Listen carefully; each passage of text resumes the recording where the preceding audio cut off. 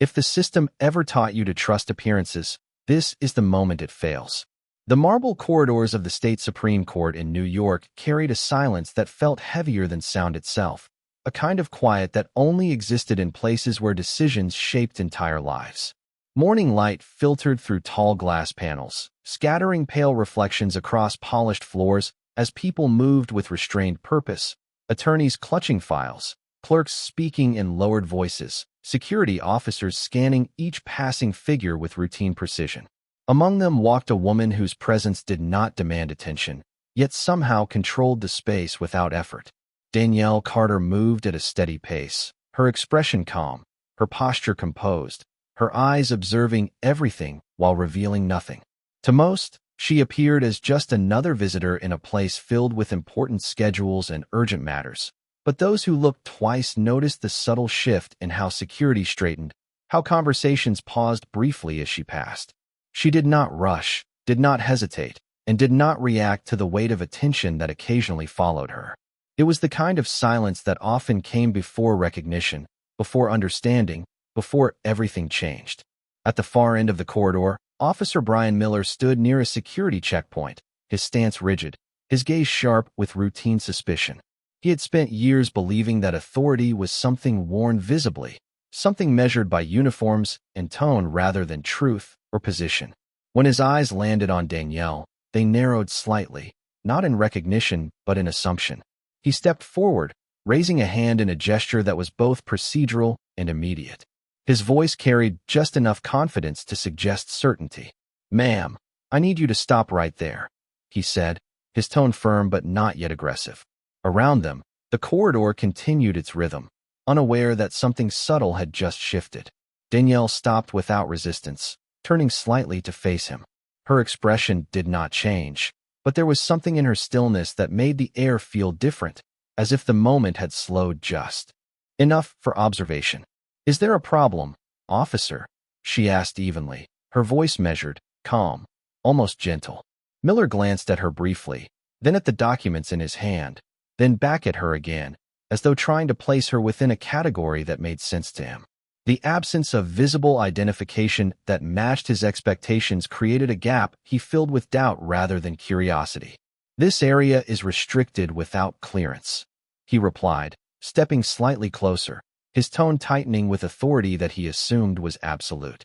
Danielle nodded slightly, as if acknowledging a procedural concern rather than a confrontation. Somewhere further down the corridor, a pair of security personnel exchanged a brief look, their attention subtly shifting toward the interaction without intervening. The atmosphere remained quiet, but no longer comfortable. It was the kind of quiet that gathered weight with every passing second, where assumptions had not yet been challenged but were already beginning to fracture. The corridor remained still, but stillness in a place like this was never empty. It was always waiting. Officer Brian Miller maintained his position near the checkpoint, his attention fixed on the woman in front of him with a growing sense of certainty that he was dealing with a routine security issue rather than something beyond his understanding. His hand rested near his radio, not in urgency, but in habit, as his eyes tracked every detail he thought mattered, the absence of visible credentials, the lack of urgency in her response, the calm that he misread as avoidance. Danielle Carter stood exactly where she had stopped, her posture unchanged, her attention steady, as if the interruption had simply become part of her path rather than a disruption to it. Around them, the courthouse continued to function, but subtle shifts began to form in the background. A clerk near the wall paused mid-conversation, her gaze flicking toward Danielle before she lowered her eyes and returned to her work. A pair of security personnel at the far end of the corridor exchanged a quiet glance, one of them slowly adjusting his earpiece as though receiving information that had not yet been spoken aloud. Miller took a step closer, his voice lowering slightly as he repeated his request for identification, now with a sharper edge that carried the weight of impatience rather than protocol. Danielle's expression remained unchanged, but her response carried quiet precision as she reiterated that she was expected in the building and that any verification needed to be directed through official channels. The words did not satisfy him, not because they lacked clarity, but because they did not fit the assumption he had already formed. He exhaled through his nose, glancing briefly toward the security desk as if expecting support that had not yet arrived. The atmosphere around them began to tighten in ways that were not immediately visible, but deeply felt by those trained to notice it. Footsteps slowed in the corridor, conversations shortened, and attention began to gather in small, almost invisible clusters. Danielle finally shifted her gaze slightly past Miller, toward the intersection of the building where reinforced doors marked restricted access. For a brief moment, her eyes reflected something that was not tension but recognition, as though she was aware not only of the space she stood in, but of the systems operating beyond it. Miller followed her glance, then returned his focus to her, his voice now firm enough to draw attention without fully escalating. He informed her that until verification was complete, she would need to remain in place, a statement delivered as procedure but carrying an unintended implication of control. At that exact moment, a soft chime came from the security station behind him, followed by a brief exchange between two officers speaking in lowered tones. One of them straightened immediately, his posture shifting from routine to alert observation. Danielle did not react outwardly, but something in the environment subtly recalibrated, as though unseen lines of communication had just aligned. Miller did not notice this change in full, but he felt it in fragments, a slight hesitation in the air, a delay in reassurance that usually came quickly in situations like this. The corridor seemed to narrow not physically, but perceptually, as if the space itself was preparing for an introduction that had not yet been announced. The subtle change in the atmosphere continued to spread without announcement, like a signal passing quietly through a system that only certain people could detect. Officer Brian Miller remained focused on the immediate situation in front of him, yet even he could sense that something was no longer entirely ordinary about the way the surrounding space was responding. His attention flicked once more to the woman standing calmly before him, her expression unchanged, her posture steady, her presence unshaken by the increasing scrutiny. Danielle Carter did not move, but her stillness now carried a different weight, as if the corridor itself had begun to acknowledge her in ways that were not yet visible but already in motion. Behind the security desk, one of the monitors blinked twice before stabilizing, and a technician leaned closer, reading something that caused a brief pause in his expression before he turned slightly toward his colleague. A low conversation began between them, measured and controlled, but noticeably more focused than before. Miller noticed the exchange, but not its meaning, and that gap between observation and understanding began to widen. He adjusted his stance, attempting to maintain authority through posture and tone, reiterating that all individuals without confirmed clearance were required to remain where they were. His words were firm, but the confidence behind them had begun to shift into something more procedural than assertive, as if he was now following a script rather than directing an outcome. Danielle finally lowered her gaze briefly, not in submission but in acknowledgement of time passing, as though she was waiting for something that had already been set in motion before the moment began. At the far end of the corridor, a second set of security doors opened quietly, allowing two individuals in dark professional attire to step through. Their movement was unhurried, yet unmistakably intentional, and as they entered, the surrounding personnel subtly adjusted their positions without formal instruction. Conversations ceased in small pockets, replaced by observation. One of the security officers near Miller's station straightened fully, his hand leaving the console as he shifted from monitoring to readiness. Miller noticed this shift and frowned slightly, his focus beginning to divide between the woman in front of him and the new presence entering the space. The two individuals approached with steady steps, their eyes scanning the environment with practiced efficiency. As they neared, one of them spoke quietly into a discreet communication device, confirming details in a tone that was calm but precise. Danielle did not turn toward them immediately, but her awareness of their arrival was clear in the way her posture subtly aligned, as if recognizing that a threshold was about to be crossed. The corridor, once defined by routine movement and controlled procedure, now felt divided into layers of attention, where every action carried increased significance. Officer Miller's voice lowered slightly as he asked for clarification regarding the new arrivals, but no immediate answer came from the surrounding staff, only brief exchanges and confirmation gestures. The space between authority and recognition was shrinking rapidly, though not yet resolved. Danielle finally lifted her eyes toward the approaching individuals, her expression unchanged but fully attentive, as if the final piece of a sequence was about to be acknowledged in the open. The two individuals in dark attire continued forward with controlled precision, their movement neither hurried nor hesitant, but defined by certainty that subtly reshaped the environment around them. Conversations in the corridor faded further as attention consolidated into a single focal point, drawn toward the center of the unfolding moment.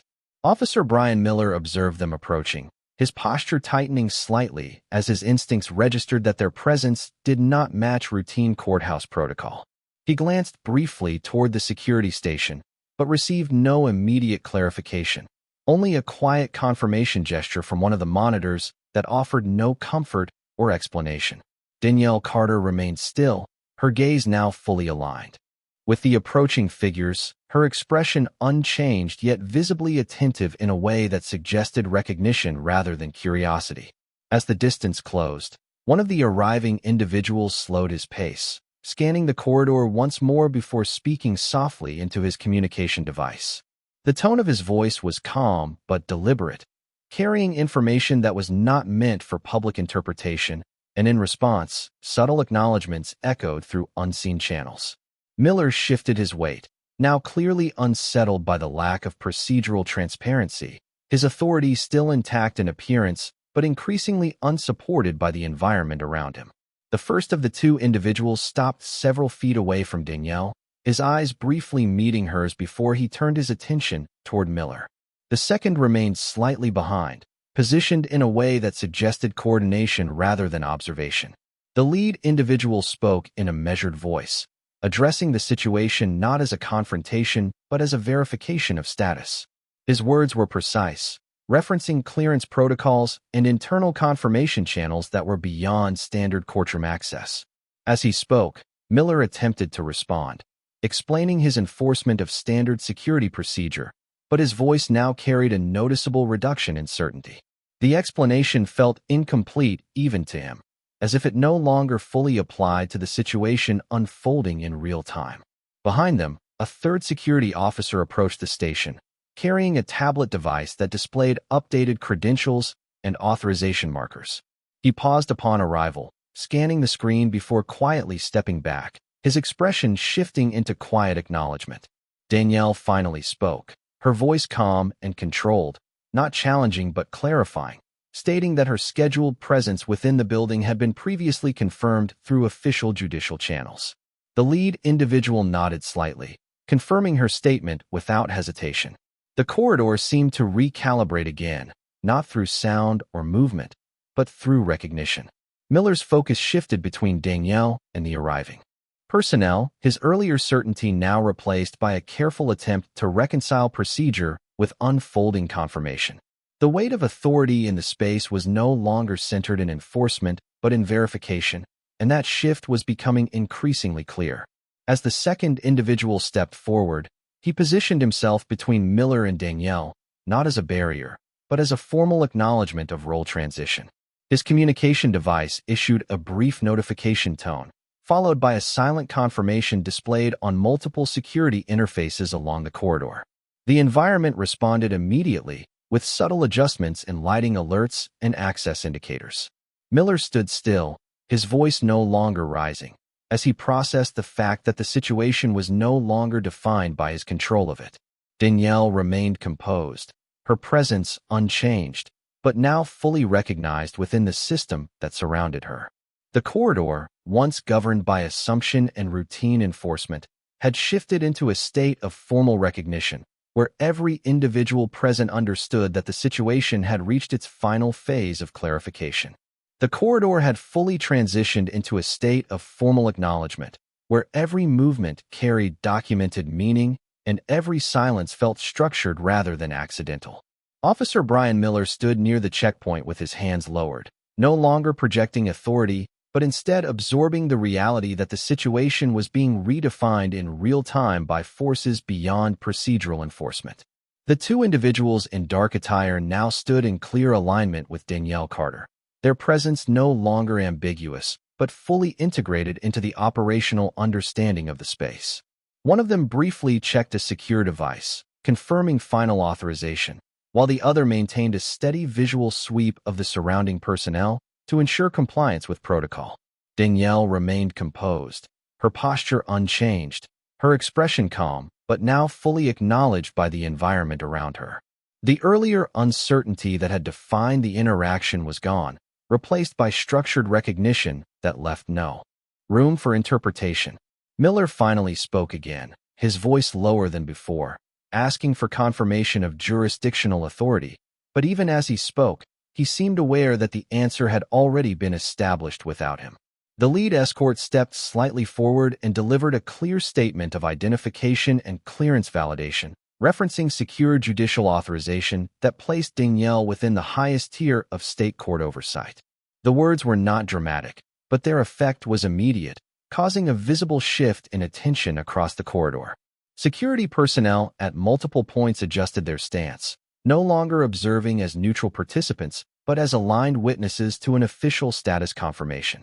A brief notification flashed across a nearby terminal, confirming system-wide acknowledgement of her credentials, and the subtle electronic tone that followed reinforced the finality of the verification. Miller exhaled slowly, his posture easing not from defeat, but from the recognition that his role in the situation had shifted from enforcement to observation. Danielle finally turned her attention fully toward the lead escort, exchanging a quiet acknowledgement that required no explanation. The environment around them stabilized into a new equilibrium, where movement resumed in a controlled and respectful flow. The escort gestured toward the restricted section of the building, indicating that her path was now fully open and secured. As she began to move forward, the corridor responded naturally, personnel stepping aside without instruction, creating a clear and uninterrupted passage. Miller remained near the checkpoint, no longer attempting to assert authority, his presence now part of the background structure of the scene rather than its driver. The final exchange of confirmation echoed softly through internal communication channels, signaling that the situation had been resolved in full compliance with judicial protocol. Danielle proceeded with steady composure, her steps unhurried, as the entire space recognized her position without further dispute, marking the complete transition from uncertainty to formal acceptance within the highest level of the courthouse system. The movement through the restricted section of the courthouse carried a different quality of silence, one that felt structured rather than incidental, as if every step was being recorded not only by cameras, but by the building itself. Danielle Carter advanced with steady composure at the center of the escort formation, her presence now fully integrated into the verified judicial framework that governed access beyond the main corridor. The two escorts remained slightly ahead and to the side, maintaining professional spacing while ensuring a clear and uninterrupted passage through security-controlled thresholds. Behind them, the environment subtly reorganized itself, with personnel resuming duties that now aligned with updated authorization status. Officer Brian Miller remained at the checkpoint, no longer intervening, his posture neutral but his attention fixed on the realization that the interaction had moved far beyond his operational scope. Inside the secured passage, Danielle's expression remained unchanged, but her awareness of the environment was evident in the way she observed each transition point, each verification gate, each quiet acknowledgement from staff members who now recognized her presence without hesitation. A final security door ahead unlocked with a soft electronic tone, and the escort on the left placed a hand near the panel to confirm final clearance. The door opened smoothly, revealing an interior chamber reserved for high-level judicial coordination, where decisions were discussed away from public observation. The lighting here was warmer, more controlled, with a muted tone that contrasted with the cold brightness of the main corridor. Danielle entered first, followed closely by the escorts, who immediately repositioned themselves to maintain protocol coverage at entry points. Inside the chamber, several senior administrative officials were already present, standing near a central conference table with documents and secure digital interfaces arranged in precise order. Their attention shifted toward Danielle upon her arrival, not with surprise, but with formal acknowledgement consistent with prior confirmation. One of the officials stepped forward and initiated a brief procedural confirmation, referencing her scheduled participation in an ongoing judicial oversight matter involving state-level court conduct review. Danielle responded calmly, confirming her identity and purpose without hesitation, her voice steady and precise. The interaction was brief but definitive, concluding with mutual acknowledgement that all procedural conditions had been satisfied.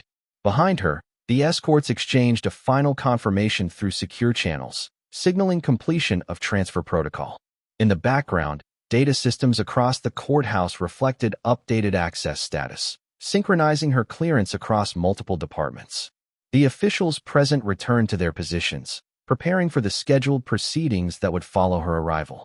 Danielle moved toward the designated seat at the conference table, placing a single folder in front of her containing case materials that remained sealed until formal review. Her posture remained composed, her focus already shifting toward the agenda ahead rather than the events that had led her here. The atmosphere in the chamber stabilized into professional routine, where every individual understood their role within the structure, now fully aligned around her presence. Outside the secured room, the courthouse continued its daily function, but within this space, the system had already completed its adjustment, and the moment of uncertainty had fully resolved into verified authority. Inside the secured chamber, the atmosphere had fully transitioned into structured control and professional focus, where every movement was deliberate and every silence carried administrative weight rather than tension. Danielle Carter remained seated at the conference table, her hands resting lightly on the sealed folder in front of her, her expression calm and composed as she reviewed the environment with measured attention. Around her, senior officials maintained positions that reflected procedural hierarchy, each one aligned with the scheduled judicial oversight process now in motion. The earlier uncertainty that had defined the outer corridor no longer existed here, replaced entirely by confirmation, documentation, and institutional recognition. A senior administrative coordinator opened the formal session with a brief statement confirming the purpose of the gathering, referencing courthouse security protocol evaluation and the necessity of reviewing recent enforcement interactions within restricted judicial areas. Danielle listened without interruption, her presence steady and authoritative without requiring emphasis. Digital displays along the wall activated sequentially, presenting verified logs, access records, and security timestamps that aligned with her entry and clearance through multiple checkpoints. Each record reinforced the same conclusion, that her presence within the building had been fully authorized and correctly processed according to judicial governance standards. One of the officials briefly addressed the earlier incident at the corridor checkpoint, not as confrontation but as procedural review, noting that initial misidentification had been corrected through immediate verification channels. The tone of the discussion remained professional and non-confrontational, focused entirely on system accuracy and protocol integrity. Danielle finally spoke, her voice calm and precise, emphasizing the importance of maintaining consistency in recognition procedures within high-security judicial environments, particularly when dealing with individuals whose roles are embedded within state-level authority structures. Her words were not emotional, but carried clear institutional weight, prompting several officials to take notes and adjust internal review priorities. Outside the chamber, courthouse systems continued to update in real time, reflecting revised clearance logs and confirming full synchronization of her judicial status across all security layers. Officer Brian Miller's earlier interaction had already been documented within internal review channels, and the incident had transitioned from field observation into formal administrative evaluation. Within the chamber, the focus shifted toward long-term procedural improvement, including reinforcement of identity verification protocols and reduction of assumption-based enforcement responses. Danielle remained composed throughout the discussion, occasionally reviewing the contents of her folder, which contained scheduled judicial oversight materials prepared for the session.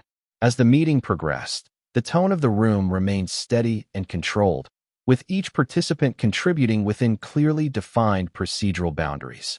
There was no disruption, no escalation, only structured acknowledgement of system function and correction. By the conclusion of the session, a formal summary was recorded, confirming that all clearance procedures had been validated and that no further action was required beyond internal procedural refinement. Danielle closed her folder with quiet finality, signaling the end of her participation in the review. She rose from the table with steady composure, acknowledging the officials with a brief, respectful nod before turning toward the exit. The escorts resumed their positions as she left the chamber, guiding her back through the secured passageways with the same precision as before. Behind her, the system stabilized fully, reflecting corrected data and finalized authorization records across all courthouse networks. The moment of uncertainty that had once defined the outer corridor had now been fully resolved into institutional clarity, leaving only the structured reality of verified authority and procedural order within the courthouse environment. The corridor outside the secured chamber had returned to its normal rhythm, yet it no longer felt the same as before. Personnel moved with quiet discipline.